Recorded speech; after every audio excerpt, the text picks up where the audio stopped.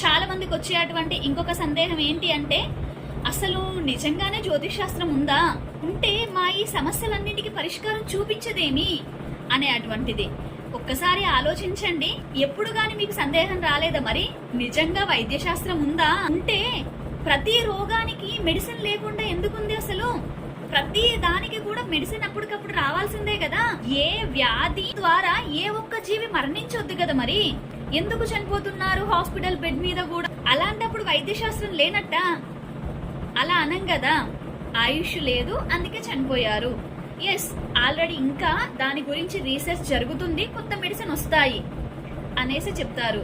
మరి జ్యోతిష్యంలో కూడా వెంటనే అన్ని సమస్యలకి పరిష్కారం రానంత మాత్రాన మనము దానిలో లోపం చేసినట్టు గాని శాస్త్రం కాదు కదా. సమస్యకి పరిష్కారం లేనంత మాత్రాన శాస్త్రం లేదు అనుకోవడం మన మూర్ఖత్వం.